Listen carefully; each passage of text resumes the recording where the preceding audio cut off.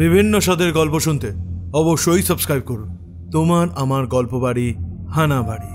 নমস্কার বন্ধু, আমি ঋদ্ধি রয়েছি তোমাদের সঙ্গে। কেমন আছো? আশা করি ভালো আছো আর সবাইকে ভালো রেখেছো। 10,000 স্পেশাল এই গল্প উৎসবে আজকে 7তম গল্প। আজকের গল্প তিনি তার কলমে মুংরি।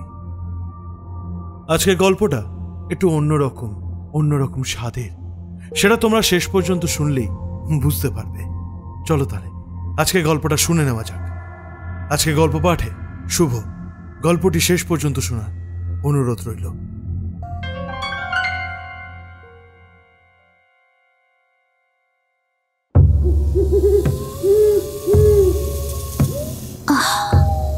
বড় বিষ জমেছে লয়, আর গলায় রাখতে লাড়ছিস না রে।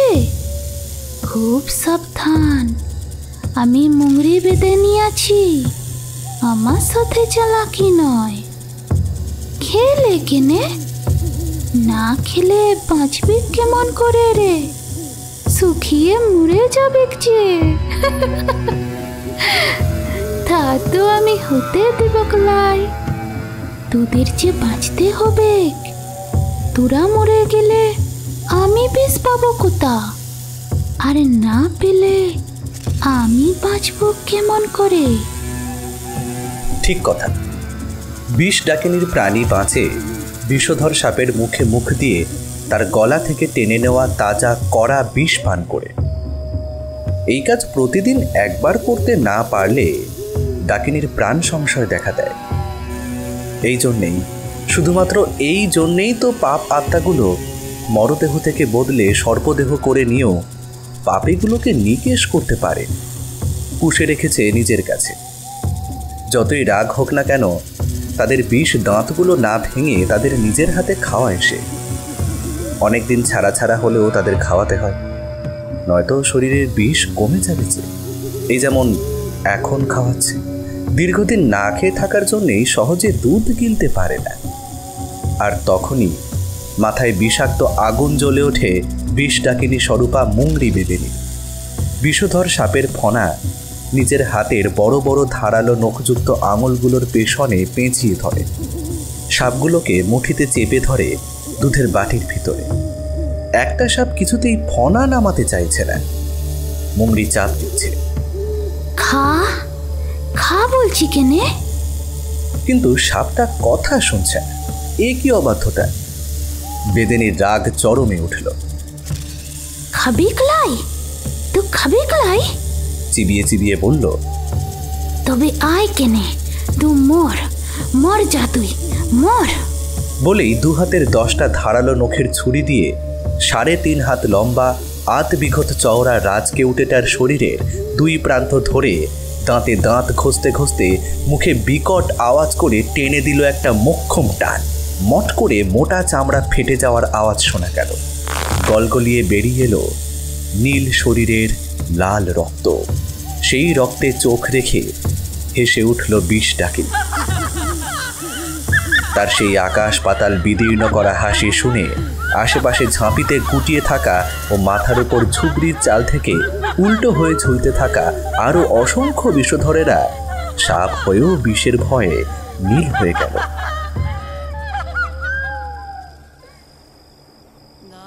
এমনই মুংরি বেদেনীর প্রতাপ।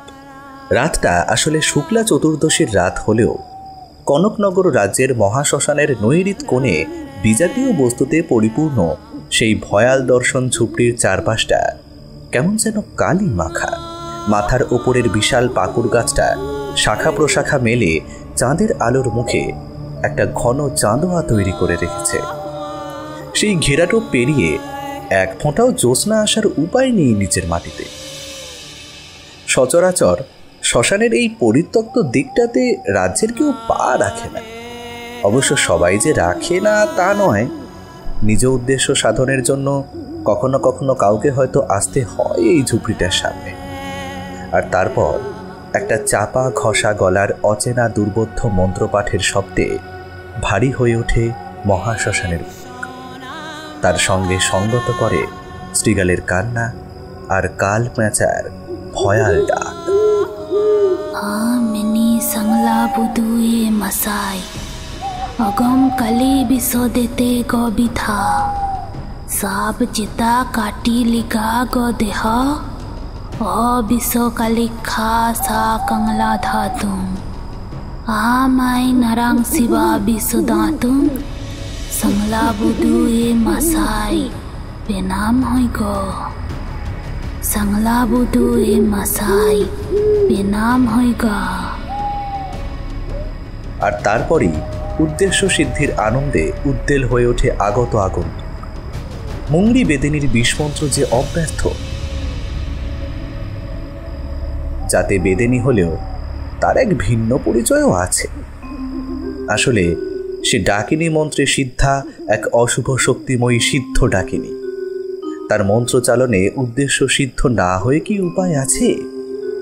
মুংরির গরল মন্ত্র একবার যাকে ধাওয়া করে তার আর বাঁচার উপায় নেই।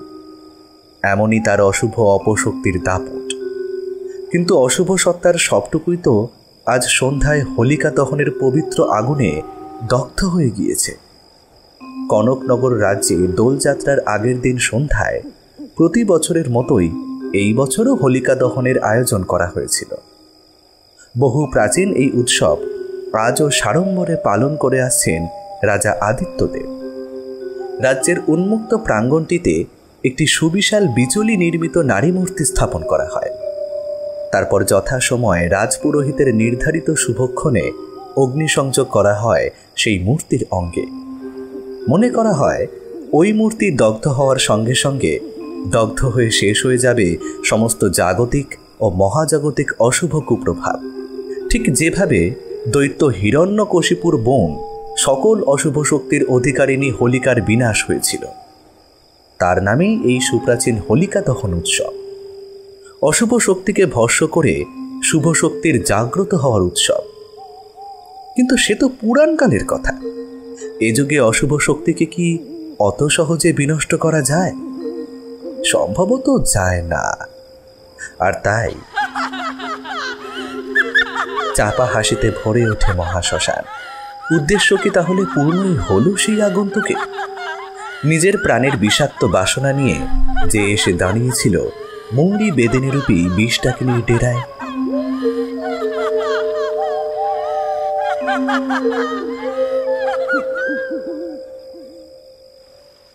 বৈশাখী পূর্ণিমার চাঁদের আলোয় ভেসে যাচ্ছে কনকনগর রাজ্যটি। নীলাঞ্জনা নদীর কিনারে একলাটি দাঁড়িয়ে শ্বেতপাথরের সুবিশাল রাজপ্রাসাদ। জ্যোৎস্নার আলো মেখে হাসি মুখে দাঁড়িয়ে রয়েছে প্রাসাদটি। সমগ্র রাজ্যসহ প্রাসাদটিও এখন ঘুমন্ত। কেবল প্রাসাদের দ্বিতলে দক্ষিণের অলিন্দে রত্নখচিত বেদিকায় জেগে বসে আছেন দুজন। দেখছো রানী, ষোড়শী পূর্ণিমার চাঁদের আলোয় কেমন রূপসী হয়ে উঠেছে রাত। প্রেমের প্লাবনে কেমন অস্থির হয়ে উঠেছে আমাদের এই একান্ত মুহূর্তটা। একভাবে জ্যোৎস্নায় চোখ রেখে কেন জানি না বুকের মধ্যেটা আকুল হয়ে উঠছে, যেন কতকাল আগের সব কথা, কত দুঃখ, কত সুখ, কত সাফল্য, কত ব্যর্থতা অন্তরের নিবিড় অন্দরে কানাকানি করছে। হয়তোবা গত জন্মের কাহিনীও সব সঠিকভাবে ধরতে পারছি না, তবু বেদনা অনুভব হচ্ছে। মহারাজ, আবার দেখছি তোমাকে কবিতার ঘোর পেয়ে বসছে। কিন্তু আমি তো আর কবি নই রানী, আমি যে এখন শুধুই রাজা। রাজা হওয়ার আগে তুমি একজন মানুষ, আর কাব্যছন্দ যে তোমার সহজাত প্রতিভা সে তো আমার আর অজানা নয়। ওটা আমার অতীত। হয়তো কখনো কাব্যের ছন্দ ধরা দিত আমার কাছে, কিন্তু আজ আর আমি কবি নই, আমি কেবলই রাজা। জানো রানী, সিংহাসনে বসার গৌরব যতটা, বঞ্চনাও ঠিক ততটাই। প্রজা পালন করা, রাজ্যের উন্নতি সাধন করা, এই একমাত্র ধ্রুব কর্তব্য রাজার। অহরহ সবার চাহিদা মেটাতে মেটাতে রিক্ত হয়ে যায় রাজার হৃদয়। আমারও তাই হয়েছে। কে বলে তুমি রিক্ত? এমন সুবিশাল হৃদয় যার, যার প্রাণে এত প্রেম, সে কি করে রিক্ত হয় মহারাজ? হ্যাঁ হ্যাঁ, আমি রিক্ত রানী, রিক্তই। রাজকর্তব্য পালন করতে করতে আমি ফুরিয়ে গেছি, বড় ক্লান্ত হয়ে গেছি। এই মুহূর্তে রাজ্যের প্রতিটা প্রজাই সুখী, কেবল রাজার প্রাণে কোনো সুখ নেই। তার যে সুখী হওয়া বারণ, তার কাজ শুধু সুখী করা। সুখ, দুঃখ, আনন্দ, বিষাদ এসবই জীবনের অঙ্গ মাত্র মহারাজ। প্রয়োজন মতো এই অনুভূতিগুলোকে ব্যবহার করতে জানতে হয়। তুমি সেই পথের সন্ধান করো। সুখী হতে তো সবাই চায় রানী, আমিও তো চেয়েছিলাম। নিয়তি আমার চাওয়া পূর্ণও করেছিলেন, সুখ আমি পেয়েছিলাম, কিন্তু ধরে রাখতে পারলাম কই। জীবনে তো কত ঘটনাই ঘটে চলে মহারাজ। আকাশ থেকে একটা তারা খসে পড়লে আকাশই কখনো অন্ধ হয়ে যায়? হয় না তো। তার শত সহস্র নক্ষত্র আছে, সে তাই নিয়েই সুখী। তুমি কি হারিয়েছ তা ভুলে নতুন সুখের চাবিকাঠি খোঁজার চেষ্টা করো মহারাজ। প্রজন্মের দাবি তুমি রাজা হয়ে অগ্রাহ্য করতে পারো না। এই রাজকুল তোমার মুখের দিকেই চেয়ে অপেক্ষায় আছে, তাদের চাওয়ার মান রাখো তুমি। তুমি তো জানো রানী, আমার পক্ষে যতটুকু করা সম্ভব তা সবই আমি করেছি। প্রজন্মের দাবি তো আমি এড়িয়ে যাইনি, কৌশলে তা পালন করেছি যথাসাধ্য। প্রজাদের ভবিষ্যৎ, রাজার এই দেববংশের আগামী উত্তরসূরির প্রতিপালন যথাযথভাবেই হয়েছে। কিন্তু দ্বিতীয় বিবাহ, না না, আমি তা পারবো না। প্রেম মানুষের জীবনে একবারই আসে রানী, দুবার নয়। প্রেম যে বড় মহার্ঘ রানী, তা যেমন দুর্লভ তেমনি তাকে ধারণ করতে পারে তেমন ব্যক্তিও তো দুর্লভ এই পৃথিবীতে। ওই পরম ভাব জীবনে একবারই অনুভব করেছি আমি। সেই অনুভূতি অন্য কারোর মধ্যে দিয়ে ফিরে আসা আর সম্ভব নয়। আমি শুধু তোমাকেই ভালোবেসেছি, আর আজও তোমাকেই ভালোবাসি। আমিও সে কথা জানি মহারাজ। আমিও তোমায় ততটাই ভালোবাসি যতটা এক জীবনে বাসা সম্ভব। আর সেই জন্যই তো তোমার টানে নীরে ঘুমন্ত কপত কপতির মতো শাখায় শাখায় বাধা পড়ে আছি। তুমি আমাকে অনেক দিয়েছ মহারাজ, বিনিময়ে আমি শুধু কিছু দিতে পারলাম না তোমায়। আর এই অক্ষমতাই আমায় আঘাত করে বারবার। এত ভালোবেসেও তোমার হাতে তুলে দিতে পারলাম না তোমার জীবনের শ্রেষ্ঠ উপহার, আমার আগামীর সম্পদ। আমার অতীত বর্তমান সবই তো তুমি। তোমাকে ছাড়া আমার আর কোনো আগামী নেই রানী। সময়ের সমুদ্রে কত জোয়ার ভাটা খেলে গেল, তবুও ম্লান হয়নি কিছুই। আমার চোখে প্রেমের নামান্তর সেদিনও তুমি ছিলে, আজও তুমিই আছো। আচ্ছা রানী, তোমার মনে আছে সেই দিনটার কথা? সেই প্রথম দেখা হওয়ার স্মৃতি মনে আছে? আছে বই কি মহারাজ, সেই দিনের কথা তো আর ভুলবার নয়।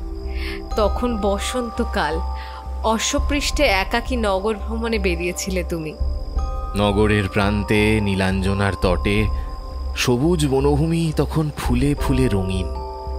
সূর্যের স্বর্ণাভ আভায় উজ্জ্বল আকাশ, সোনার আলোয় দূর থেকে দেখলাম এক পরম রূপবতী তরুণী স্নান সেরে তার সিক্ত হরিতবরণ আঁচলখানি দেহে জড়িয়ে মাটির কলস কাঁখে উঠে আসছে নদী থেকে, যেন সদ্য জেগে ওঠা মৃণাললতা।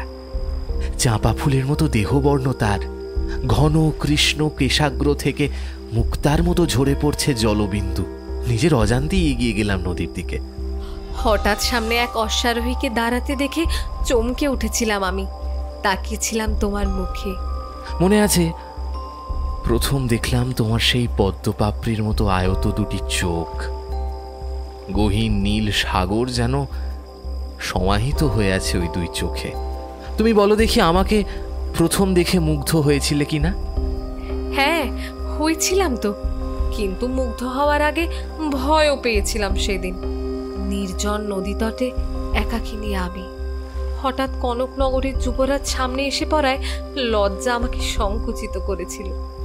মুহূর্তে তুমি যেভাবে সোনার আবরণে আবৃত শ্বেত অশ্বের লাগাম টেনে আমার সামনে এসে দাঁড়ালে, আমি কথা হারিয়ে ফেলেছিলাম। তাই তো আমি প্রথম কথা বলেছিলাম। কে তুমি? তোমার নাম কি? আমি রূপাঞ্জলি যুবরাজ, আপনাদের রাজ্যের এক অনাথা প্রজা। অনাথা? হ্যাঁ যুবরাজ। এই রাজ্যের কোথায় থাকো তুমি? এই বনভূমির উত্তর দিশায় যে ভগ্ন শিবালয় আছে তার এক পাশে ছোট একটি কুটিরে আমার বাস। নিতান্তই একাকিনী থাকো তুমি? মা ছিল, বছরখানেক আগে তার মৃত্যু হয়েছে।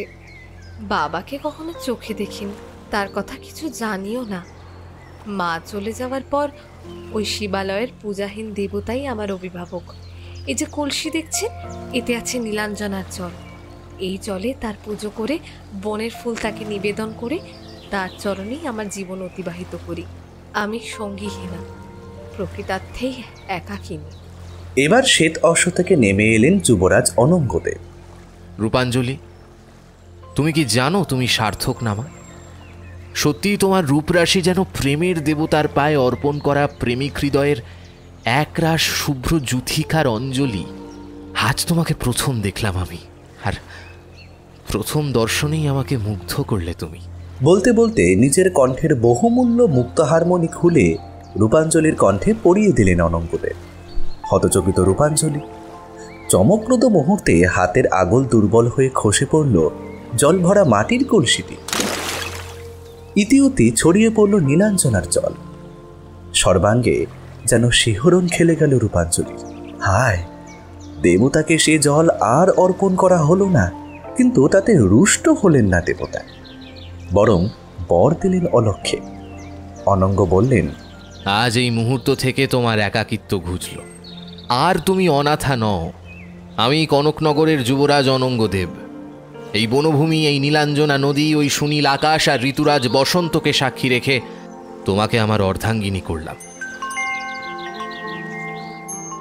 তারপর আমার জন্মান্তর ঘটল তোমার আলিঙ্গনে।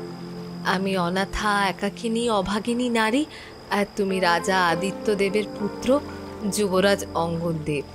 তুমিই আমার স্বামী। এ যে বিশ্বাসেরও অতীত। সম্বিত আমারও ছিল না সেভাবে। সে অপরাজিতা গুচ্ছের মতো কোমল তোমাকে বুকে ধরে আমি তখন পরিপূর্ণতার আনন্দে বিভোর। এভাবে যে কতখানি সময় কেটে গেল তার কোনো হিসেবই ছিল না আমার। হুঁশ ফিরল পরিচিত কর্কশ এক কণ্ঠে। যুবরাজ, আপনাকে মহারাজ এখনই রাজপ্রাসাদে ডেকে পাঠিয়েছেন। কাল বিলম্ব না করে এই মুহূর্তেই আপনাকে আমার সঙ্গে যেতেই হবে। পিতা এই সময় ডেকেছেন? বেশ, চলুন। রূপাঞ্জলি, এসো আমার সঙ্গে ঘোড়ায় উঠে এসো। মার্জনা করবেন যুবরাজ, মহারাজ আপনাকে একাকী যেতে বলেছেন। কোনো অজ্ঞাত কুলশিলারা এভাবে প্রাসাদে প্রবেশ বাঞ্ছনীয় নয়। কাকে আপনি অজ্ঞাত কুলশিলা বলছেন মহামন্ত্রী? ও রূপাঞ্জলি, একে চিনে রাখুন। আমি কিছুক্ষণ আগেই প্রজ্জ্বলমান দিবাকরকে সাক্ষী রেখে ওকে আমার অর্ধাঙ্গিনী রূপে গ্রহণ করেছি। ওই কঙ্কননগরের যুবরানী। আমি আর একা নই, তাই আমি যদি প্রাসাদে যাই তাহলে আমার সঙ্গে ওকেও যেতে হবে। কি আর বলি যুবরাজ, আমি সামান্য মন্ত্রী মাত্র।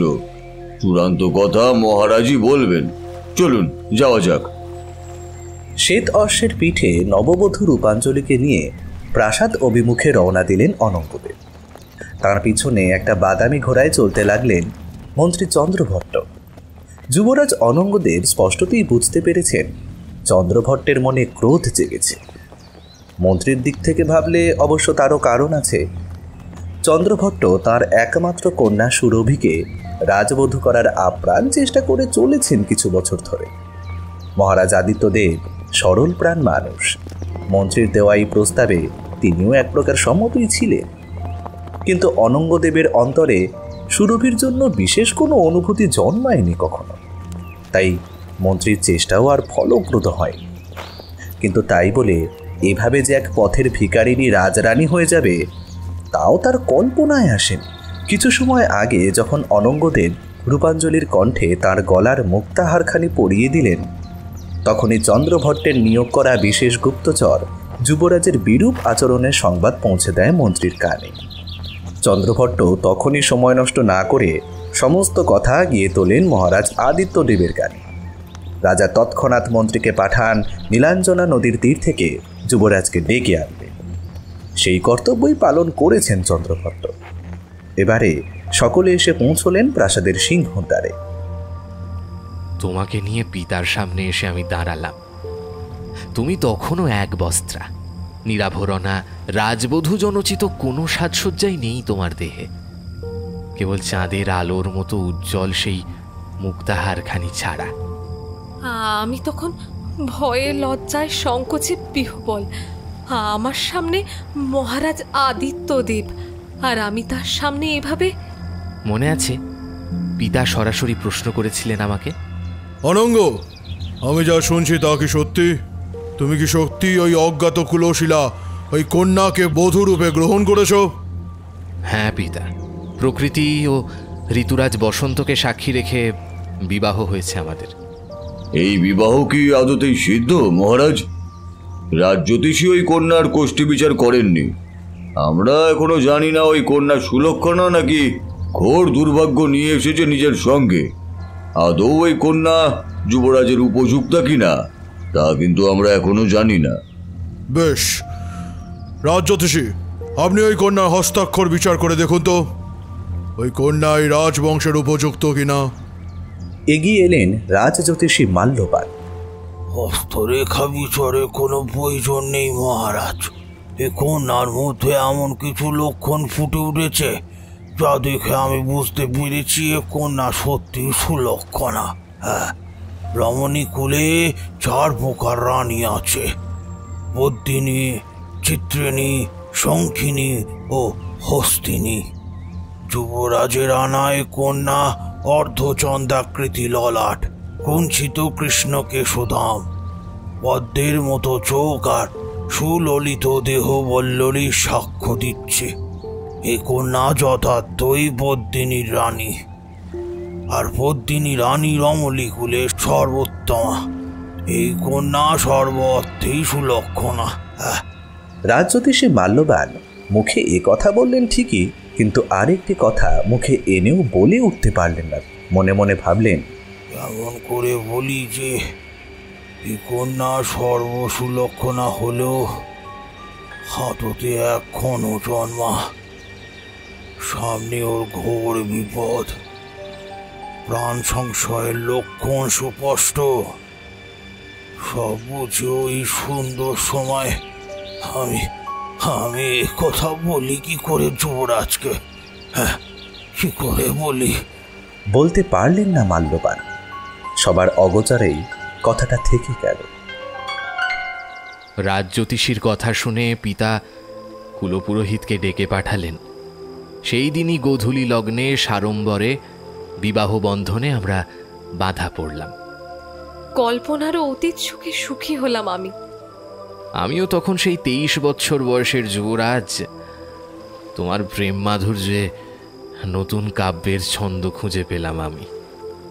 স্বপ্নের মতো কাটছিল দিনগুলো। স্বর্গের সুখে বিমোহিত হয়েছিলাম। সুখ, অত সুখ দিয়েছিলে বলেই আনন্দের আতিশয্যে ভেসে বুঝতেই পারিনি অলক্ষ্যে কখন। থাক না রানী, অতীতের অন্ধকার অন্ধকারেই থাক। এখন আমি বড়ই ক্লান্ত। একটু শান্তি, শুধু একটু শান্তি চাই এখন আমার। এসো, কাছে এসো। আমার মরুভূমির মতো শুষ্ক হৃদয়কে আমার প্রেমের জোয়ারে সিক্ত করো। তোমার মধ্যে আমাকে আশ্রয় দাও। পূর্ণিমার পূর্ণ চাঁদের আলোয় অলিন্দের দক্ষিণ প্রান্তে থাকা অশোকতরুর রক্তিম ফুলগুলি নির্বিশেষে দেখতে থাকল মহারাজ অনঙ্গদেব রানী রূপাঞ্জলির ঘন কালো চুলের ছায়ায় নিজেকে আড়াল করলেন। অতঃপর অসীম জ্যোৎস্না মেখে পড়ে থাকল নিরাবরণ দুটি দেহ। এমনই মধুময় প্রেমে একাকার হয়ে কেটে গেল অনেকটা সময়। কিন্তু হায়, সবই যে স্বপ্ন, অলিক কুহক মায়া মাত্র। মহারাজ অনঙ্গের প্রাণ যে পিপাসার্ত, সেই পিপাসা আকুলি থেকে গেল। রানী রূপাঞ্জলির বুকে তীব্র অক্ষমতার নিষ্ফল আগুন জ্বলে উঠল। এ কি দুর্বিষহ জ্বালা! দিতে চাই, তবু পারি না। পেতে চাই, তবু এ কি অভিশাপ কাল সর্পের মতো ফনা বিস্তার করে অভেদ্য দেয়াল তুলে রেখেছে মহারাজ? অভিশাপ? হ্যাঁ, সন্দেহ নেই কোনো এক অশুভ সত্তা তোমার আমার মাঝে নিজের প্রভাব বিস্তার করে রেখেছে। তাই তো আর দুজনের দুজনকে পূর্ণরূপে পাওয়া হলো না। কিন্তু কে দিল এমন বিচ্ছেদ বেদনার অভিশাপ? আর কোন দোষেই বা আমরা পেলাম এমন নিষ্ঠুর অভিশাপ? জানি না, কিছুই জানি না মহারাজ। কার কুদৃষ্টিতে জীবন মরণ দুই এমন বিস্ময় হয়ে উঠল। যখন প্রাণ ছিল তখন স্বাদ মিটিয়ে তোমায় পেতে চেয়েছিলাম, দিতে চেয়েছিলাম আমার সবটুকু, কিন্তু অনাথিনী আমি। অত সুখ বোধহয় ভাগ্যে ছিল না, তাই দেওয়াও হলো না, আর পাওয়াও হলো না। জীবনটা ফুরিয়ে গেল, তবু স্বাদ ফুরলো না।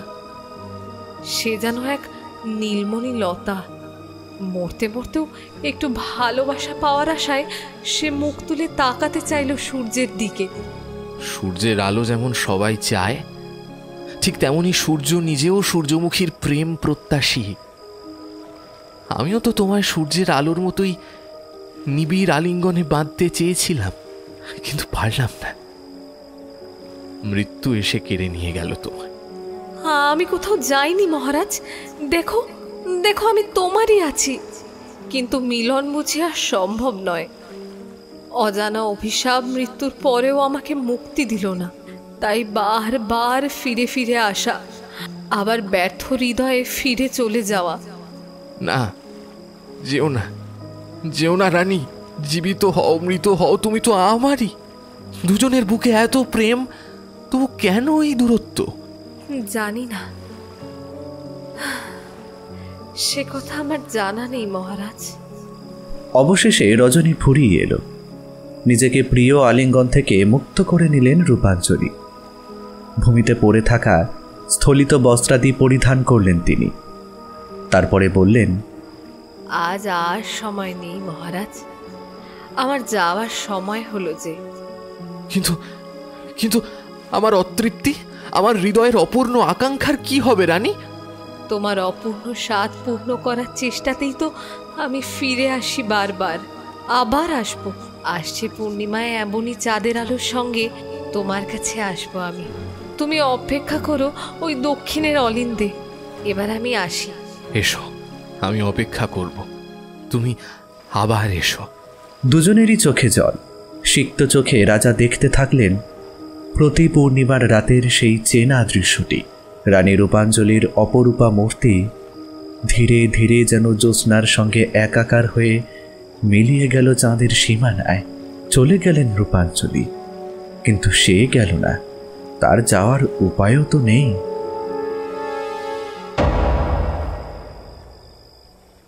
বহুদিন আগে কোনো এক নিস্তব্ধ গভীর রাতে মহাশ্মশানের নৈরিত কোণে বসে গরল মন্ত্র উচ্চারণ করে তাকে জাগিয়ে তুলেছিল মুংরি বেদেনী। সে আর কেউ নয়, সিদ্ধ ডাকিনী মুংরির বশীভূত অপচ্ছায়া কালিক্ষা। কালিক্ষার সত্তা নিরাময়হীন কালকুট বিষের প্রভাবের মতোই অলঙ্ঘনীয়।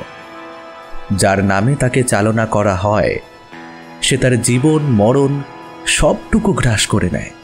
মৃত্যুর পরেও সেই আত্মা নিস্তার পায় না কালিক্ষার হাত থেকে। আর তাই রানী রূপাঞ্জলিও নিস্তার পাননি তার করাল ছায়া থেকে। প্রেমের টানে মৃত্যুর পরও রানী যতবার ফিরে আসতে চেয়েছেন রাজার জীবনে, আর রাজাও যতবার মহান প্রেম বলে জীবন মৃত্যুর সীমারেখা অতিক্রম করে রানীকে আপন করে পেতে চেয়েছেন, ততবারই তীব্র অপ্রাপ্তির যন্ত্রণা বেজে উঠেছে দুজনের বুকে। মিলনের মহা মুহূর্তে তাঁদের মাঝে প্রাচীর হয়ে দাঁড়িয়েছে কালিকা শক্তির অশুভ অপচ্ছায়া। এসব কথা কিছুই রাজারানী জানেন না। তারা জানেন না কেন তাদের মিলন অপরিপূর্ণ, কিন্তু আমরা জানি। অন্ধকার আর জ্যোৎস্না মেশার সন্ধিস্থানে বিকট বিভৎস দেহ নিয়ে লোকচক্ষুর অন্তরালে সিদ্ধ ডাকিনীর মন্ত্রাদেশ অনুযায়ী বসে আছে কালিক্ষার ছায়া দেহ। কিন্তু এত সব কথা তো আর রাজা জানেন না। তার অলক্ষ্যে কে কী চক্রান্তের জাল বুনেছিল তা তো তার জানার কথাও নয়। তিনি শুধু জানেন আগামী পূর্ণিমার রাতে রূপাঞ্জলি আবার আসবেন, আজ 7 বছর ধরে এই আসা যাওয়ার সাক্ষী হয়ে আছে প্রতিটি পূর্ণিমার রাত। 7 বছর আগে এমনই এক পূর্ণিমার রাতে যুবরাজ আর যুবরানী প্রথম নিজেদের একাকার করে পেয়েছিলেন। রানী, তোমাকে আর চাঁদের চেয়েও মোহময়ী লাগছে। আপনি যে কি বলেন, চাঁদের চেয়ে বেশি সুন্দর কি কেউ হয়? বিশ্বাস হলো না বুঝি? বেশ, তবে চলো দক্ষিণের অলিন্দে, নিজের চোখেই দেখবে কে বেশি সুন্দরী। পায়ে পায়ে দুজনে এসে দাঁড়ালেন দক্ষিণের অলিন্দে।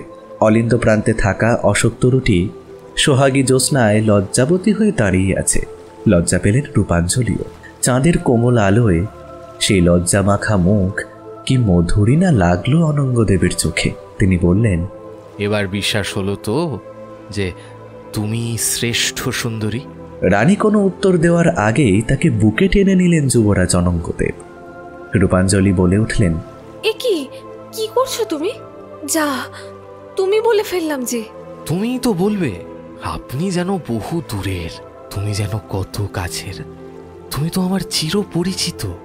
আলিঙ্গন আরো সুদৃঢ় হলো। জ্যোৎস্না মেখে প্রস্তর মূর্তির মতো বিবশ হয়ে দাঁড়িয়ে থাকলেন দুজন। প্রেমে মোহে স্বপ্নের মতো কেটে গেল একটা মাস। মহারাজ আদিত্যদেব ঘোষণা করলেন, দোল পূর্ণিমার শুভতিথিতে যুবরাজ অনঙ্গদেবের রাজ্যাভিষেক হবে। তার নির্দেশ মতো দোল পূর্ণিমার প্রত্যুষে মহা ধুমধামে কনকনগরের রাজসিংহাসনে অধিষ্ঠিত হলেন রাজা অনঙ্গদেব। তারপর রাজ্য জুড়ে শুরু হলো বসন্ত উৎসব।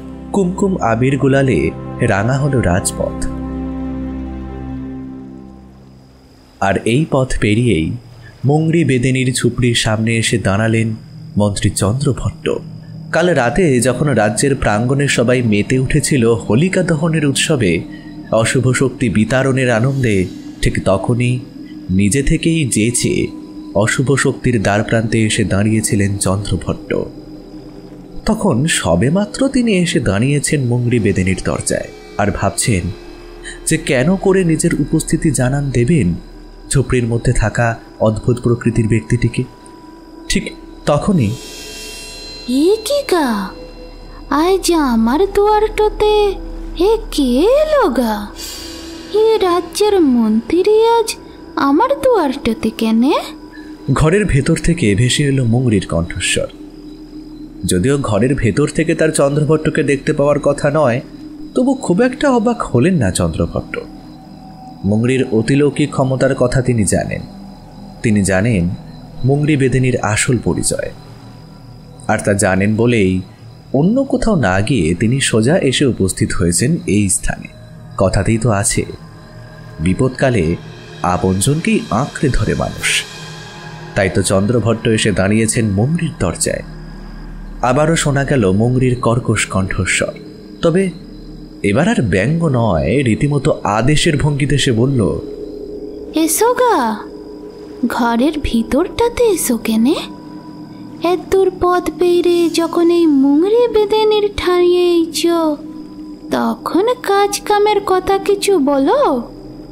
শুধু শুধু এই মুংরির পোড়া বদনখানা দেখতে তো আর এখানে আসবে নে?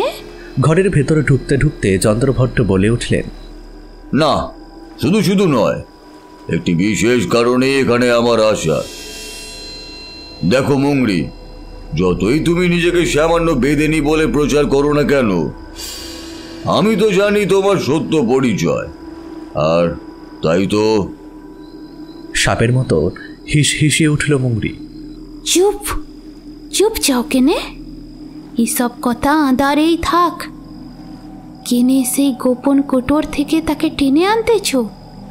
যা নুকোনো আছে তা নুকোনোই থাক। আর একখানা কথা তোমায় কই, যে কাজের জন্য এইছ সেই কাজ না করাই ভালো। ও মেয়েটোকে রাজার সঙ্গেই থাকতে তো দাও কেনে? না, থাকতে পারে না, আমি থাকতে দেব না। ওকে মরতেই হবে, সরতেই হবে অনঙ্গদেবের জীবন থেকে। কেনে গা? তার জন্যে তোমার মনে এত রেস কেনে? সে পথের মেয়েটো বলে? ফুঁসে উঠলেন চন্দ্রভট্ট। হ্যাঁ হ্যাঁ, ঠিক তাই। কনকনগরের ভাবি মহারাজ অনঙ্গদেবের পাশে রানী হিসাবে একজনকেই মানায়। সে আমার অর্থাৎ রাজ্যের মন্ত্রী চন্দ্রভট্টের একমাত্র কন্যা সুরভি। তিল তিল করে আমি যে স্বপ্ন বুনেছি, এক সামান্য অজ্ঞাতকুলো শিলা অনাথা ভিখারিনীর তা নষ্ট করে দেওয়ার কোনো অধিকারই নেই। অমন কথা কইলে তো হবে ক্লাই। সে মেয়ে যা পেয়েছে তা তার কপালের লিখনের জোরেই পেয়েছে। তুমি কে হে তার বিচার করার? হ্যাঁ, কপাল? সামান্য মেয়ে মানুষের আবার কপাল কিরে? আমরাই পুরুষরাই স্থির করি নারীর ললাট লিখন। কথাটা শুনেই মুংরি বেদিনীর আগুনে ঝলসানো বিকৃত ক্লিষ্ট ভয়াল মুখটা আরো ভীষণ হয়ে উঠল। একসঙ্গে একাধিক কালসাপ বিষ নিঃশ্বাস ফেললে যেমন বাতাসে আলোড়ন সৃষ্টি হবে, তেমনি বিষাক্ত বাতাস খনিয়ে এলো ঝুপড়িটার মধ্যে। নিজের অজান্তেই চন্দ্রভট্টের বুকের পাঁজরের নিচে জীবজন্তে কাবুলি হয়ে শুরু হলো ভয়ের ছাপ। সম্ভবত তার চোখেও ফুটে উঠেছে সেই ভাব। লক্ষ্য করে মুংরি, শান্ত অথচ হিস হিসে সাংঘাতিক তীক্ষ্ণ স্বরে হাড় কাঁপিয়ে দেওয়া হাসি হেসে উঠল সে। তারপর হাসি থামিয়ে বলল,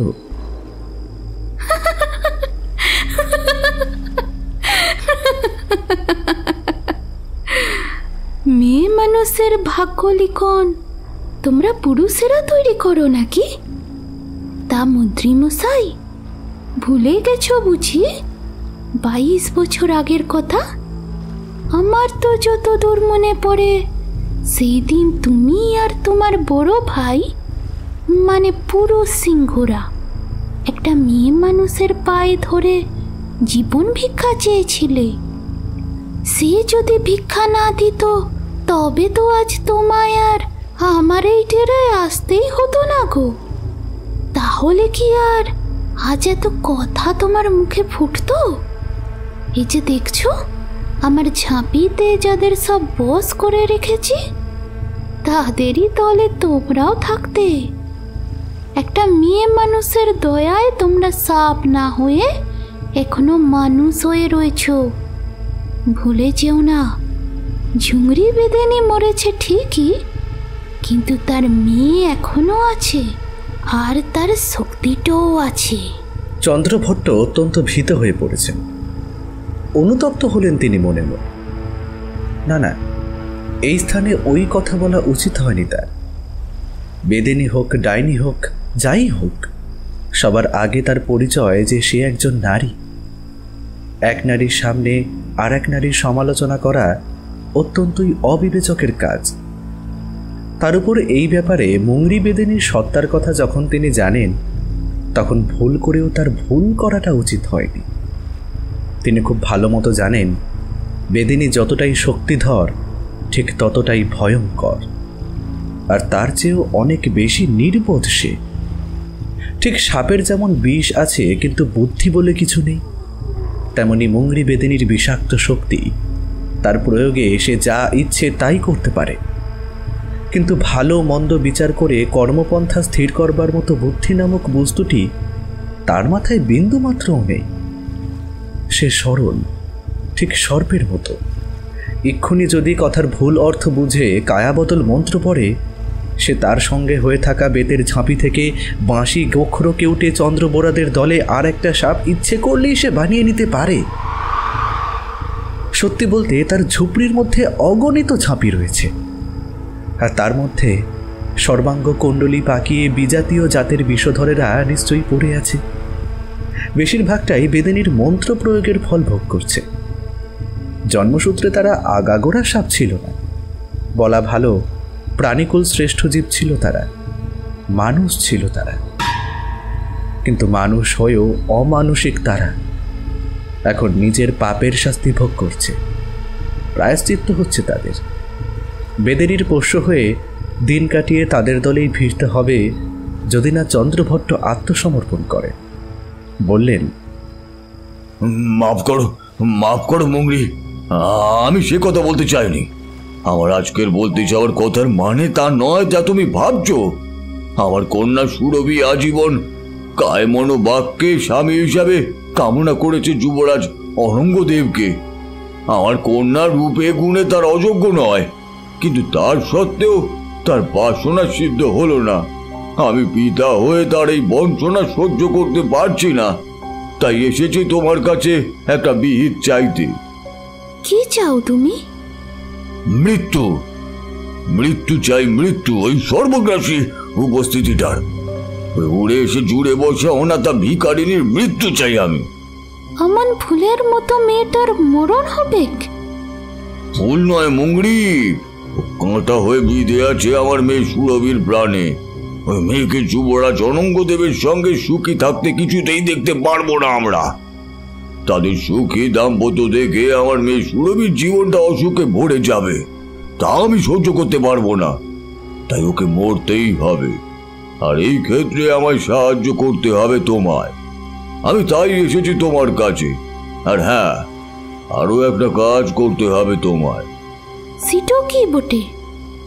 তোমার বিষ মন্ত্র পড়ে তুমি এমন একটা ব্যবস্থা করো যাতে ওই দুটো প্রাণ জীবনে তো নয়, মরণের পরও যেন শান্তি না পায়। যে প্রেমের আকর্ষণে ওরা দুজন একে অপরের কাছে এসেছে, সেই প্রেমের পূর্ণতায় পূর্ণ হতে পারবে না ওরা, শান্তি পাবে না ওরা। চাইবে কিন্তু তাও পাবে না। এমন একটা সাহায্য চাইতে তো এসেছো আমার কাছে। আমি পারবো ক্লাই তোমার চাওয়া মেটাতে? কোনো সাহায্য পাবে ক্লাই? আমার থেকে কোনো সাহায্য পাবে ক্লাই? আমি তোমার কাছে সাহায্য না পাই, প্রতিদান তো পাবোই মুঙ্গরি। তুমি নিশ্চয়ই ভুলে যাওনি সেদিনের কথা। আজ যেমন আমার দাঁড়িয়ে থাকবার কথা নয়, ঠিক তেমনই আজ তোমার সশরীরে বেঁচে থাকারও কথা নয়। এ কথাও তোমার মনে আছে নিশ্চয়ই। সেদিন সেই আগুনের কুণ্ড থেকে তোমাকে কোনো শক্তি বাঁচায়নি, বাঁচিয়েছিল একটা মানুষ। আমি রাজমন্ত্রী চন্দ্রভট্ট। আমি বাঁচিয়েছিলাম তোমায়, নয়তো তোমার মায়ের মতো আজ তুমিও নেই হয়ে যেতে। প্রাণ বাঁচানোর অধিকারী আমি তোমার নতুন জন্মদাতা। তোমায় আমি নতুন জীবন দান করেছি, সেই জোরেই তোমার কাছে আজ প্রতিদান চাইছি। আমার ঋণ শোধ করো মুঙ্গরি, আমার ঋণ শোধ করো, উপকার করো আমার। এমন মন্ত্র পড়ো যার বিষে নীল হয়ে যায় ওই রূপাঞ্জলির রূপ। আমি তাকে বিষের জ্বলনে জ্বলে শেষ হয়ে যেতে দেখতে চাই। এ তোমার মরা মায়ের নামে দোহাই রইল। এ তুমি কি করলে? শুধু আমার বলে হচ্ছিল ক্লাই? আমার মরা মা টোকে তুলে এত বড় দোহাই দিলে? হ্যাঁ দিলাম। এবার তুমি বলো, তুমি কি আমায় সাহায্য করবে? দেবে আমার প্রতিদান, নাকি আমি ফিরে যাব? বেদিনীর মুখ বন্ধ হলো। কি করবে? ডাকেনি হলেও তারও তো কিছু নীতি রয়েছে। তার মায়েরও ছিল, আর ছিল বলে সে অসীম শক্তিধারিণী হয়েও তার স্বামীর মুখ চেয়ে দুর্বল একদল মানুষের হাতে প্রাণ দিয়েছিল সে। তারই মেয়ে মুঙ্গরি বেদিনী। সত্য তার মধ্যেও রয়েছে। কারো ঋণ ঝুংরি কখনোই রাখত না, মুঙ্গরিও রাখবে না। সিদ্ধান্ত নিল বেদিনী। বলল, বেশ, তাই হবে। যা চাইছো তাই পাবে। এইভাবেই আমি আমার ঋণ শোধ করব। কিন্তু মনেটা রেখো, আমি অশুভ শক্তিটোর সাধনা করি। আমার নিঃশ্বাসে বিষ। আমি ডাকিনি মন্ত্র সিদ্ধ হতে পারি, কিন্তু ধর্মের চেয়ে বড় আমার শক্তি লয়। আর তুমি যে কাজটা করতে এসেছো, সেই কাজ অধার্মিক। তাই আজ তোমার চাওয়া পূর্ণ হলেও কালকে তুমি নিস্তার পাবে ক্লাই, রেহাই হবে ক্লাই তোমার। তোমারই পাপের শাস্তিটা শত গুণ হয়ে ফিরেটো আসবে তোমারই ভাগ্যে, আর তোমাকেও গুণে গুণে শাস্তিটা ভোগ করতে হইবে। হোক, আমি ভয় করি না। যা করতে হয় সব করব। শুধু রূপাঞ্জলির মরা মুখ দেখতে চাই, আর খুশি দেখতে চাই সুরভিকে। এইটুকু তুমি করে দাও, আর কিচ্ছু ভাবতে হবে না। আর এই কাজের জন্য আমি তোমাকে মহার্ঘ পারিশ্রমিক দেব। মুঙ্গরি এই শেষ কথাটাই গ্রাহ্য করল না। হ্যাঁ, অর্থ স্বর্ণ এইসবের মূল্য তার কাছেও আছে, কিন্তু এই সময় এই কথা তার ভালো লাগলো না। সে বলল, এখন তবে তুমি যাও কিনে, কাল এসো। এই বলে মুংরি মন্ত্রীকে তার চাহিদা অনুযায়ী বিষদ্রব্যের প্রস্তুত করবে আর তা মন্ত্রীর হাতে তুলে দেওয়ার সময়টা জানিয়ে চন্দ্রভট্টকে বিদায় করল। তার ঝুপড়ি থেকে খুশি মনে ফিরে গেলেন চন্দ্রভট্ট। তিনি জানেন যা চান তিনি তাই পাবেন। যে জায়গায় ঘা দিয়েছেন সে আঘাত মুংরি বেদিনী সহ্য করতে পারবে না। কৃতজ্ঞতাবোধ তারও তো আছে।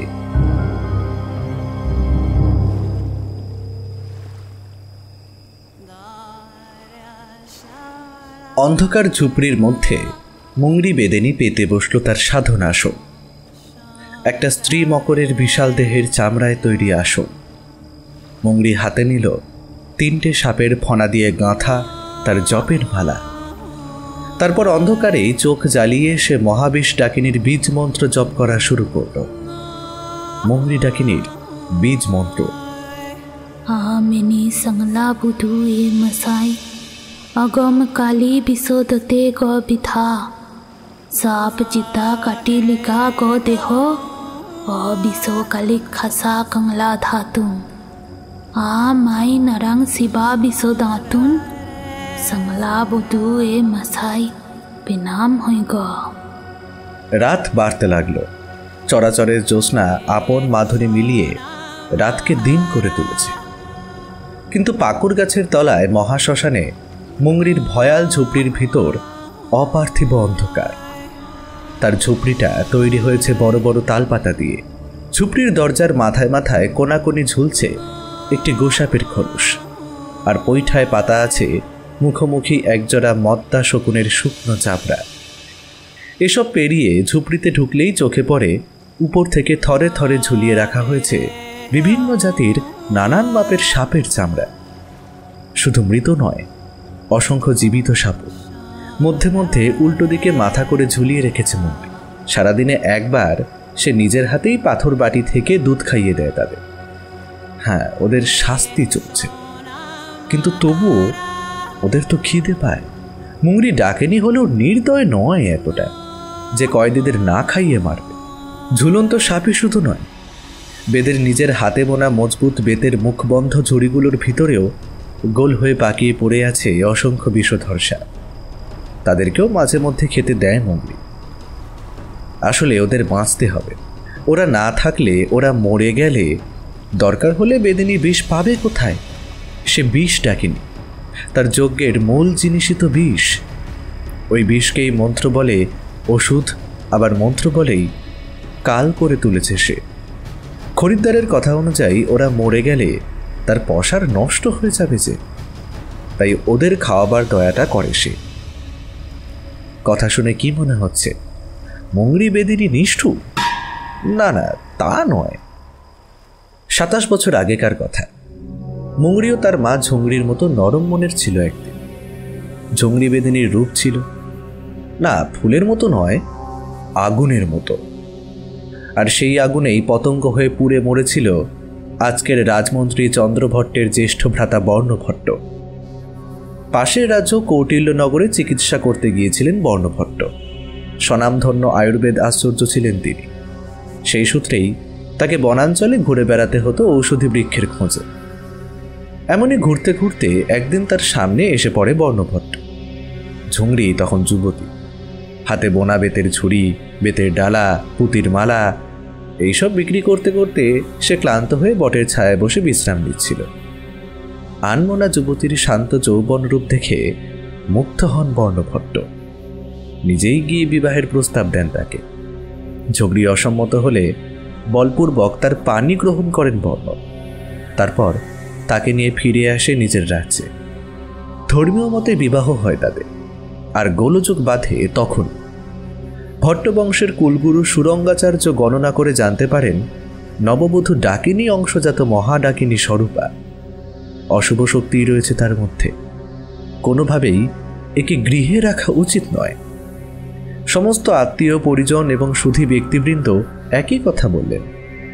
এমন অশুভ শক্তিধানী রানীকে কিছুতেই গৃহে রাখা যাবে না। কিন্তু বর্ণভট্ট তো তখন যুবতী স্ত্রীর প্রেমে পাগল। তিনি একাই ঢাল হয়ে দাঁড়ালে ঝুংরির সামনে। কিন্তু ভাগ্য বিমুখ হল। যতই হোক, ঝুংরি তো ডাকিনি। তার সংস্পর্শে ভালোর চেয়ে মন্দই হয় বেশি, আর হলো তাই।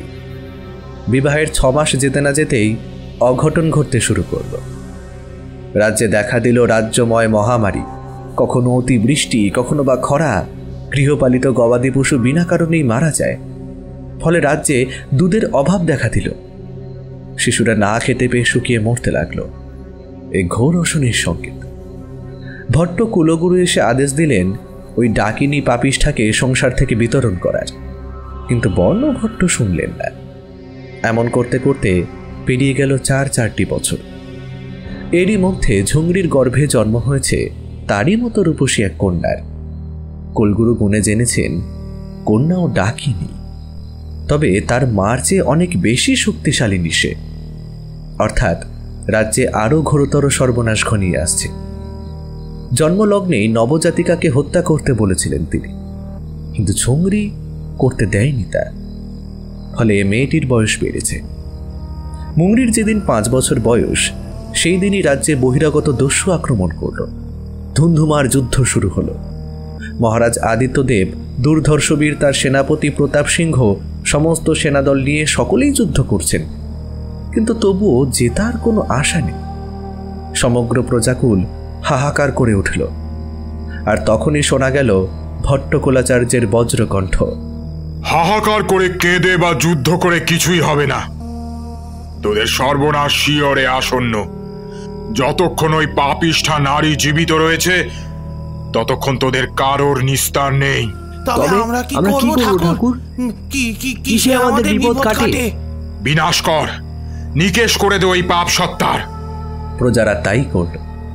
ওদিকে যুদ্ধ চলছে, এদিকে প্রকাশ্য দিবালোকে রাজপথ পাশে জ্বালানো হলো বিশাল অগ্নিকুণ্ড। আর তারই মধ্যে ফেলে দেওয়া হলো ঝুংরি আর তার 5ম বর্ষীয়া শিশুকন্যা মুংরিকে হাত পা বাঁধা অবস্থায়। ঝুংরি চাইলে তার শক্তি প্রয়োগ করে মুক্ত করতে পারত নিজেদের, কিন্তু সেটা সে করল না, কারণ এই প্রথমবার তার সামনে থেকে ঢাল সরে গিয়েছে। বর্ণভট্টকে ছোট ভাই চন্দ্র ও কুলগুরু স্বনির্বন্ধ অনুরোধ করে বলেছেন, সমস্ত রাজ্যের জন্য, প্রজাদের জন্য তোমাকে এই আত্মত্যাগ স্বীকার করতেই হবে। হতে পারে সে তোমার স্ত্রী, কিন্তু সে আদতেও মানবী নয়। তার উপস্থিতিতে কল্যাণ নয়, বরং অকল্যাণ হয়। তাই তাকে ধ্বংস করতেই হবে। বর্ণ বলেছিলেন, গুরুদেব, আমি আমার স্ত্রী কন্যা নিয়ে অন্যত্র চলে যাব। কখনো ফিরবো না এখানে। কোনো যোগাযোগ থাকবে না এই নগরের সঙ্গে। তবে তো আর কোনো সমস্যা থাকে না, তাই না? থাকে থাকে, ধমকে ওঠে কুলগুরু। সে পাপী। যেখানে যাও না কেন অনর্থ ঘটবেই। আর এক রাজ্যকে কলুষিত করে এক প্রজা গোষ্ঠীকে বিপন্ন করবার কোনো অধিকার নেই তোমার। মানব স্বার্থে, সংসারের স্বার্থে তুমি মন শক্ত করো বর্ণ। দাদা, গুরুদেব ঠিকই বলেছেন। সবার জন্য তুমি এইটুকু ত্যাগ স্বীকার করো, এইটুকু করো মানুষের জন্য। সমস্ত কনকনগর তোমার মুখের দিকে চেয়ে আছে, তাদের বাঁচাও। প্রেমে অন্ধ হয়ে বর্ণভট্ট এতদিন স্ত্রীকে আড়াল করে রেখেছিলেন, কিন্তু এইবার তার দৃষ্টি উন্মোচিত হলো। ঠিকই তো, তার একার জন্য সমস্ত রাজ্য নিশ্চিহ্ন হয়ে যেতে তো আর পারে না। সত্যিই তো, আমার একার জন্য নিশ্চিহ্ন হয়ে যেতে পারে না, সবকিছু পারে না। তাই তিনি বুকে পাথর রেখে বললেন, বেশ, তোমরা যা ইচ্ছা করো, আমি বাধা দেব না। আমি জানবো এ আমার দুর্ভাগ্য। আর কি, কুলগুরু ও চন্দ্রভট্ট মুহূর্তে রচনা করে ফেললেন এই অগ্নিকাণ্ডে। কুণ্ডে নিমজ্জিত হওয়ার আগের মুহূর্ত পর্যন্ত ঝুংরির চোখ খুঁজেছে স্বামী বর্ণভট্টকে। কন্যা মুংরির জন্য দুশ্চিন্তা হয়েছে তার, কিন্তু সে খুঁজে পায়নি কোনো উত্তর। তার এমন নিষ্ঠুর মৃত্যুর কাল। যখন পুড়ছে তারা, তখন হঠাৎ ঝুংরির মধ্যে জেগে উঠল তার স্বরূপ। সে চিৎকার করে বলে উঠল, কি তোরা ভাবছিস কি তোদের অনেক শক্তি তো? কিন্তু তোরা জানিস লাই আমি কে আছি? ইচ্ছা করলেই মুহূর্ততে আমি সব বদলেই তো দিতে পারি। দেখবি কি রে? বলেই ঝুংরি 2 চোখ বুঝে কি কি সব মন্ত্র পড়ল। চুবের জনাকাত উড়া চিঙা মাসাইও মাসাইও মাসাইও মাসাইও। মুহূর্তে আগুন নিভে সব শান্ত হয়ে গেল। এত বড় জাদুর খেলা চোখের উপর দেখে সবাই তো হতবাক। কুলগুরু সশব্দে বলে উঠলেন, বন, এ অনর্থ তুমি হতে দিও না। রাজ্যের স্বার্থে পাপ বিনাশ করো, নয়তো তোমার জন্মস্থানের প্রতি ঘোরতর অন্যায় করবে তুমি। পাপ হবে তোমার, সমস্ত লোকের অভিশাপ পাবে তুমি নিজের স্বার্থের জন্য। একটা রাজ্যকে শ্মশানে পরিণত করবার দায়ী হবে তুমি। না না, চুপ করুন গুরুদেব, বলে বর্ণ ছুটে এলেন ঝুমরির কাছে। তারপর তার পায়ে ধরে বললেন, ঝুমরি, তোমাকে আমার দিব্যি, তুমি মরো, শেষ হয়ে যাক তোমার পাপ সত্তা। তোমার মধ্যে থাকা সমস্ত অশুভ জ্বলে গেলেই যদি এ রাজ্যে শুভ হয়, তবে তবে তাই হোক। তুমি তাই করো, অগ্নি শুদ্ধ করো নিজেকে, এ রাজ্যকে পাপ মুক্ত করো। বলেই কান্নায় ভেঙে পড়লেন তিনি।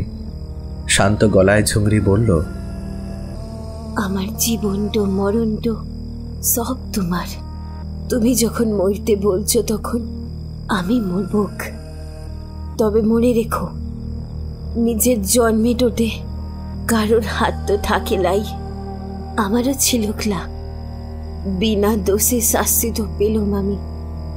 আর যারা তোমায় ব্যবহারটা কইরে এই শাস্তিরও দিল আমায়, তাদের আমি ক্ষমা তো করবো ক্লাই। তারাও শাস্তি পাবে, কেউ বাঁচবে ক্লাই। তুমি বা তোমার নিকটজন কেউই লয়। কথাটা শুনে চন্দ্রভট্টের মন প্রমাদ করল। সে তাড়াতাড়ি এসে দাদাকে বলল, দাদা, আমাদের কি দোষ? তুমি আমাদের জীবন নিশ্চিত করে দাও। যে যার ভাগ্যে শাস্তি পায়, অন্যের ভাগ্যের দোষ আমরা কেন নিতে যাব? আমি তোমার ছোট ভাই, আমার জীবনকে সুরক্ষিত করে দাও দাদা।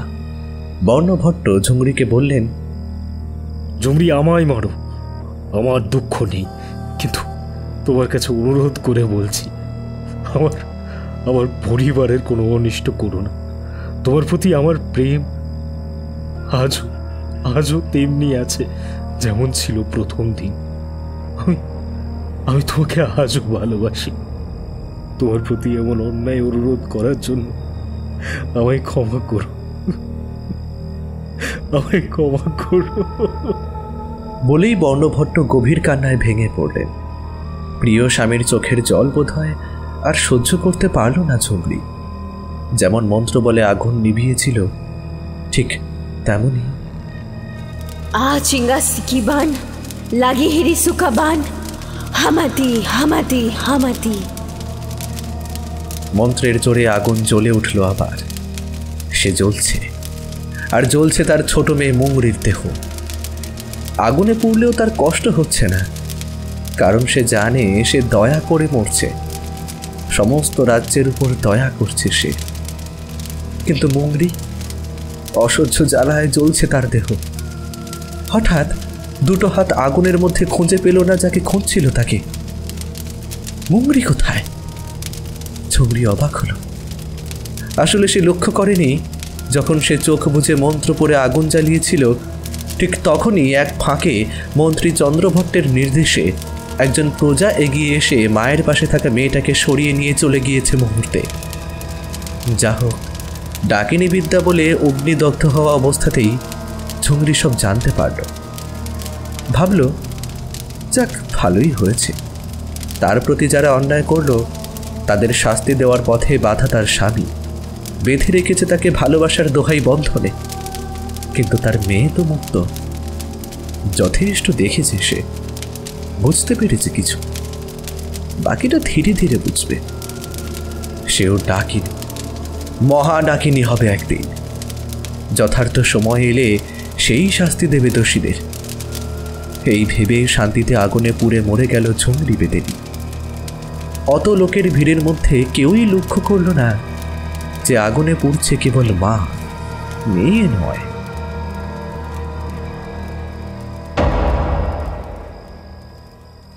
লোকচক্ষুর অন্তরালে মহাশ্মশানের নৈরিত কোণে পাকুড় গাছের নিচে ছোট্ট কুঁড়ে ঘর। তারই মধ্যে এক অন্ধ দাসীর অপরিচর্যায় বেড়ে উঠতে লাগলো ছোট্ট মুখটি।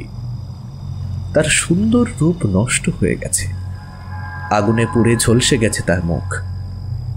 মাঝে মাঝে খুব জ্বালা করে, তার শরীরটা জ্বলে যায় যন্ত্রণায়। কিন্তু তার চেয়েও অনেক বেশি জ্বলন্ত তার মন।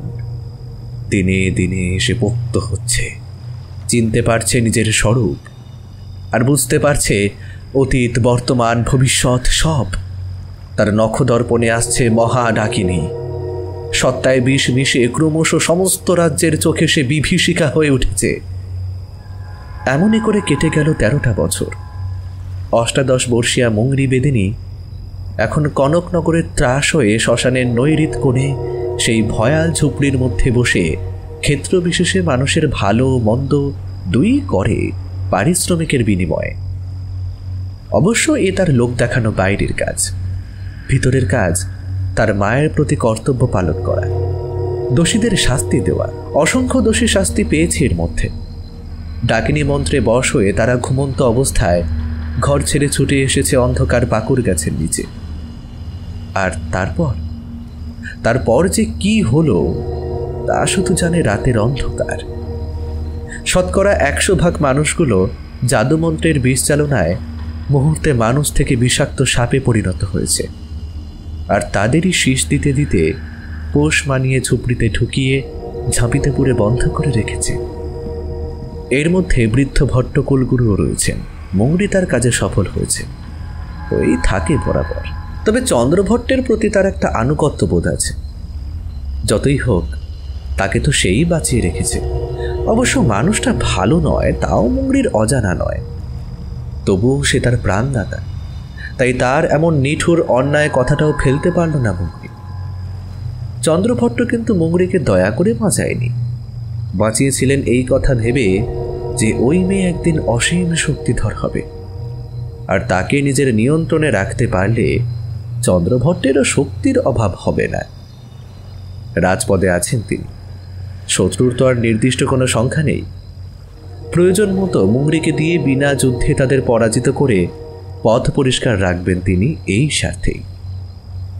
যা হোক, মুংরি সাধনায় প্রস্তুত করল কালকূট বিষ, আর সেই সঙ্গে বিষ ডাকিনী বিষাক্ত প্রভাব প্রয়োগ করে জন্ম দিল কালিক্ষার। এই সেই দুর্ভেদ্য প্রাচীর, যে জীবনে মরণে ব্যবধান হয়ে জেগে থাকবে অনঙ্গদেব আর রূপাঞ্জলির মাঝে, রাজমন্ত্রী চন্দ্রভট্টের চাওয়া অনুযায়ী। সময় তো আর বেশি নেই, রাত পোহালেই। পরদিন সকাল হলো। অপেক্ষাতেই ছিল মুংরি। যথাসময়ে মন্ত্রীর হাতে সেই বিষের পাত্র তুলে দিয়ে সে বলল, কোনো দিকে দেখতে হবে লাই, এই গায়ে নাগলেই মরণটা হবে। আর অন্য জিনিসটা? এই লন, এই ওষুধটা হাতে মেখে ও বিষটা ছুঁলে কোনো মালুম হবে লাই। খুশি হলেন চন্দ্রভট্ট।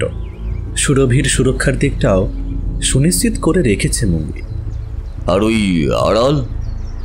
তাও হবে, সময় হলেই হবে। এখন এগুলো রাখ, কাজ শেষ হলে বাকিটা পেয়ে যাবি। চকচক করে উঠল বেদিনীর দুটো চোখ। হাত বাড়িয়ে সে কোঁচরে ভরে নিল মন্ত্রীর দেওয়া স্বর্ণ মুদ্রাগুলো। এদিকে রঙের উৎসব তখন চরম আনন্দ উল্লাসে নিমজ্জিত। স্ত্রী পুরুষ সকলেরই মুখ আবির আবেশে রঙিন। মুহুর্মুহু কোকিল ডেকে উঠছে পঞ্চম স্বরে। কিন্তু এরই মধ্যে ঘটল ছন্দপতন। রানী রূপাঞ্জলির সর্বাঙ্গ হঠাৎই আগুনের মতো জ্বলতে শুরু করেছে বিষদহনে।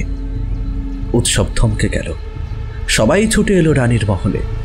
ছুটে এলেন রাজবৈদ্য শশাঙ্ক বাচস্পতি। অনঙ্গদেব রূপাঞ্জলির এমন শোচনীয় অবস্থা দেখে প্রায় উন্মাদ হয়ে গিয়েছেন ততক্ষণে। কিভাবে যে কি হলো তা কেউই বুঝতে পারছেন না। আসলে কেউ যদি তেমন করে সমস্তটা বুঝে দেখতেন তাহলে নিশ্চয়ই বুঝতে পারতেন তাল কাটল কখন। রানী রূপাঞ্জলিকে উৎসবের বাসন্তী রং সবাই মাখিয়েছে। রানী হাসি মুখে তা স্বীকারও করেছেন। কিন্তু খানিক আগে মন্ত্রীকন্যা সুরভির মাখানো আবির শরীরে লাগা মাত্রই কেমন যেন এক উগ্র গন্ধে অস্বস্তি শুরু হয় রানীর। সে গন্ধ আর যাই হোক আবিরের নয়। সুরভি আর এক মুহূর্ত দাঁড়ায়নি, সেখান থেকে সরে গিয়েছিল দ্রুত। আর তেমনই দ্রুততায় রানীর দেখে শুরু হয় অসহ্য জ্বালা। সেই জ্বালার উপশম করতে পারলেন না বৈদ্য পর্যন্ত। রানী অবশ্য শান্ত হয়ে এলেন ধীরে ধীরে। বৈদ্য শশাঙ্ক বাচস্পতি মাথা নেড়ে উঠে দাঁড়ালেন, বললেন, ক্ষমা করবেন মহারাজ, আমার আর কিছুই করার নেই।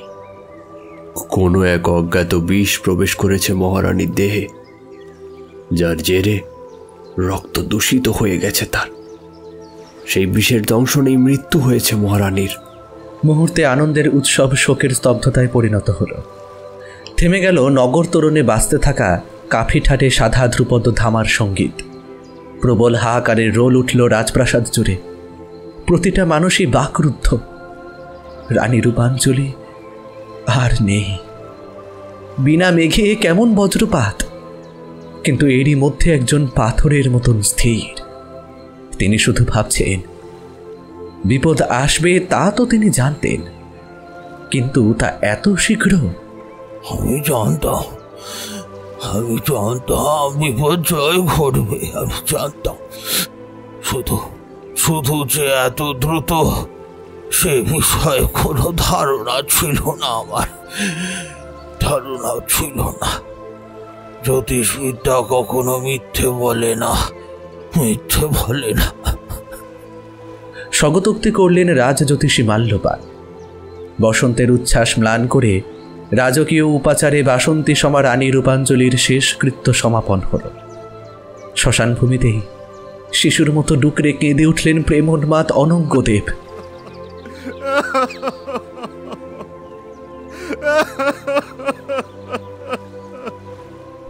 দিন ফুরিয়ে রাত এলো। শূন্য শয়ন কক্ষে একাকী অনঙ্গদেব। রানী, এখনো এই শয়নকক্ষে তোমার কেশের সুবাস বর্তমান। এখনো তোমার স্মৃতি জেগে আছে আনাচে কানাচে। পরম পূর্ণ প্রেমের ফুল অকালে এমন করে ঝরে পড়ল কেন? ওহ, সর্বত্র তোমারই অস্তিত্ব, অথচ তুমি কোথাও নেই। এ কি অসহ্য অপার্থিব শূন্যতা! পেতে চাই, তবু ছুঁতে পারছি না তোমাকে। আজ পূর্ণিমা। ঠিক 1 মাস আগে এমনই এক পূর্ণিমার রাত সাক্ষী ছিল আমাদের প্রথম মিলনের। আজও তো পূর্ণিমা। নীলাঞ্জনার বুকে সোহাগী চাঁদের প্রতিচ্ছবি নিয়ে নদী এখন পরম প্রেমে নিমগ্ন। সেও আজ পূর্ণ। শুধু শুধু আমি না, না, এই শূন্যতা আমার আর সহ্য হচ্ছে না। ঘর ছেড়ে রাজা ছুটে গেলেন দক্ষিণের অলিন্দে। এই সেই অলিন্দ। এই অলিন্দেই চাঁদের আলোয় তোমার মুখ উজ্জ্বল হয়ে উঠেছিল একদা। চারিদিকে ফুলের গন্ধ। ঋতুরাজ এখনো তার দানে ভরিয়ে রেখেছেন প্রকৃতি। এই পূর্ণতার মাঝে কেবল আমার হৃদয় অপূর্ণ। তবে কি এই নিঃসঙ্গতাই হবে আমার চিরসঙ্গী? না, না, আমি পারবো না। আমি আমি আমি পারবো না। এর যে আমার মৃত্যুই শ্রেয়। শোকে অধীর হয়ে দিগ্বিদিক জ্ঞান হারিয়ে সুউচ্চ অলিন্দ থেকে ঝাঁপ দিতে উদ্যত হলেন অনঙ্গদেব। আর তখনই, মহারাজ, এ কি অনর্থ করতে যাচ্ছ তুমি?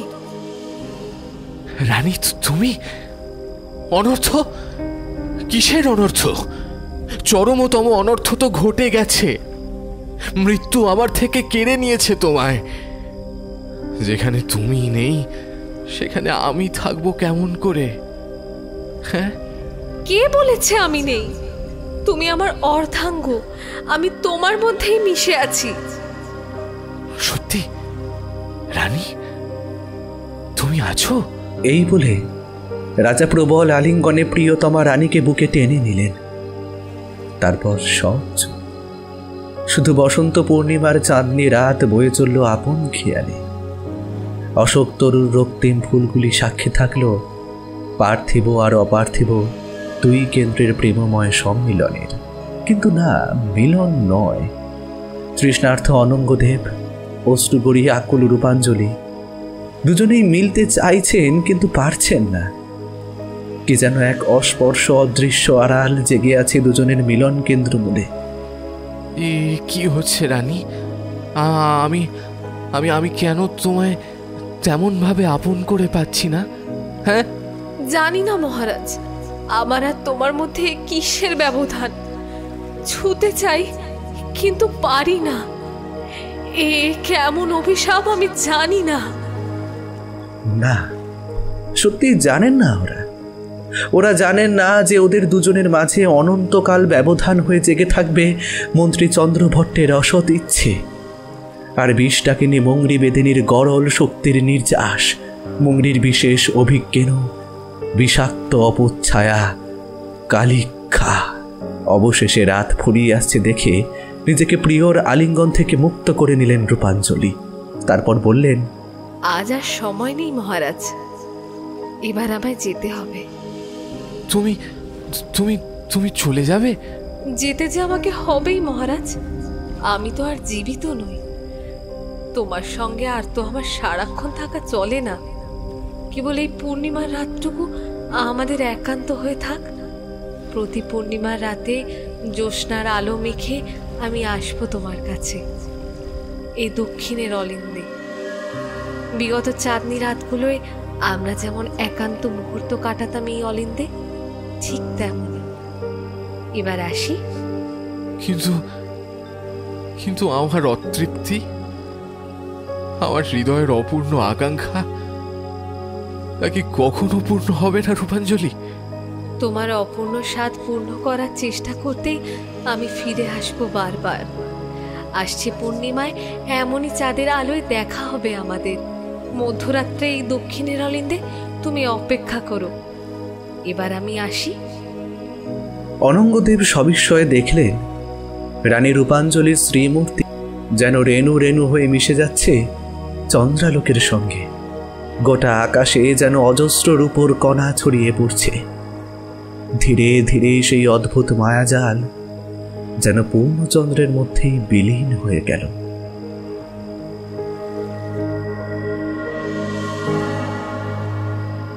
কিন্তু তিনি দেখতে পেলেন না যে দূর আকাশে মোহময়ী চাঁদ আর তারই দিকে অপলোকে চেয়ে অলিন্দে দাঁড়িয়ে থাকা তার নিজের মাঝে শূন্যে ভেসে থাকা বিকৃত মুখে নিঃশব্দে বিভৎস হাসি হাসতে থাকা গরল ছায়া কালিক্ষাকে।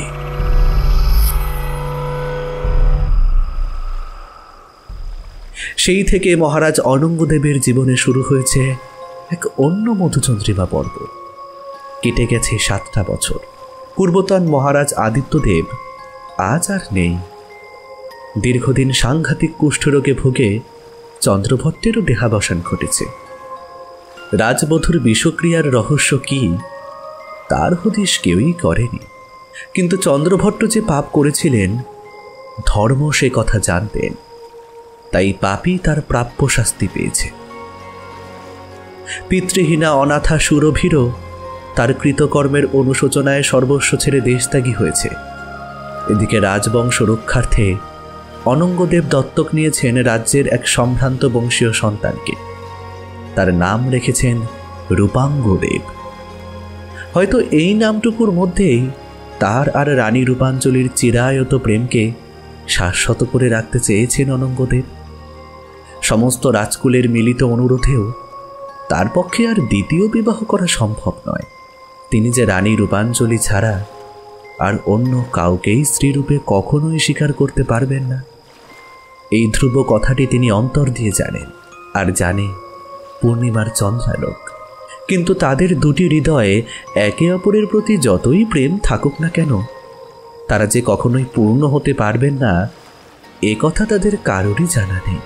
কারণ তারা যে অভিশপ্ত, তাদের মধ্যে জেগে রয়েছে বিষাক্ত ব্যবধান। অজান্তেই তারা বিষাক্ত অভিশাপ বয়ে চলেছেন। এমনই চলতে হবে তাদের, যুগের পর যুগ, জীবনে ও মরণেও।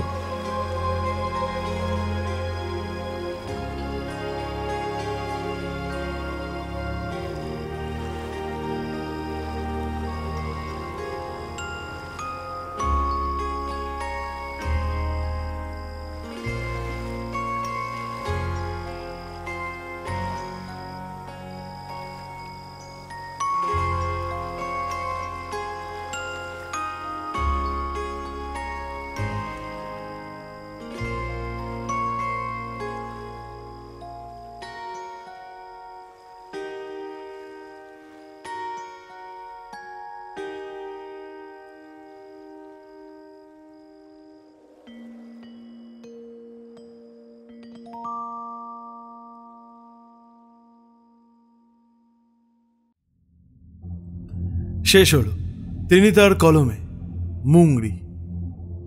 আজকের গল্প পাঠে শুভ মুংরির চরিত্রে, রেল অফ টেলস থেকে দেবস্মিতা, অন্যান্য চরিত্রে ফিকি ফ্রাইডে স্টোরিজ, ফিকশন হান্ট এবং হানাবাড়ি থেকে সায়ন্তন, হরোস্কোপ অফিসিয়াল এবং হানাবাড়ি থেকে রুভিনা, ফেরারিমন থেকে বুবাই, শুধু গল্পের জন্য এবং স্কেয়ার এলিভেটর থেকে বিপুল, ফিকশন হান্ট থেকে প্রীতম, তানিশা আর আমি ঋদ্ধি।